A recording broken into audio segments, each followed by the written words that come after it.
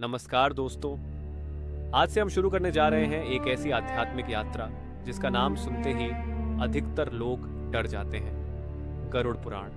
बहुत से लोगों ने सुना है कि गरुड़ पुराण केवल मृत्यु के समय पढ़ा जाता है, कि इसमें नरक, यमराज और सज्जाओं का ही वर्णन होता है और इसे सुनना या पढ़ना अशुभ माना जाता है। लेकिन आज मैं आपसे एक बहुत ही सीधा सवाल पूछना चाहता हूँ। अगर गरुड़ पुराण केवल डर और मृत्यु की ही पुस्तक है, तो फिर इसे हिंदू धर्म के 18 महापुराणों में शामिल क्यों किया गया?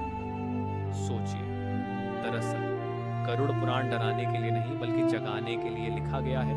यह पुराण हमें मृत्यु से नहीं बल्कि अज्ञान से मुक्त करने का प्रयास करता है। गरुड़ पुराण एक महापुराण है जिसका संवाद भगवान विष्णु और उनके वाहन गरुड़ के बीच होता है। गरुड़ भगवान विष्णु से जीवन और मृत्यु के उन रहस्यों को जानना चाहते हैं जिनके बारे में सामान्य मनुष्य कभी सोचता भी नहीं। भगवान विष्णु गरुड़ से कहते हैं कि मनुष्य इस संसार में केवल शरीर नहीं है, वह एक आत्मा है और यही आत्मा अपने कर्मों के अनुसार अगली यात्रा तय करती है। आज के समय में गरुड़ पुराण को लेकर सबसे बड़ी भ्रांति यह है कि पुनतौल इसे केवल मृत्यु के बाद या श्मशान में ही पढ़ा जाना चाहिए, जबकि सत्य यह है कि गरुड़ पुराण जीवित मनुष्य के लिए लिखा गया है ताकि वह मृत्यु से पहले ही जीवन का सही अर्थ समझ सके। ये पुराण हमें बताता है कि अब हमारे छोटे छोटे कर्म, हमारे विचार और हमारे निर्णय कैसे हमारी आने वाली यात्रा को तय करते हैं। गरुड़ पुराण में मृत्यु का वर्णन इसलिए है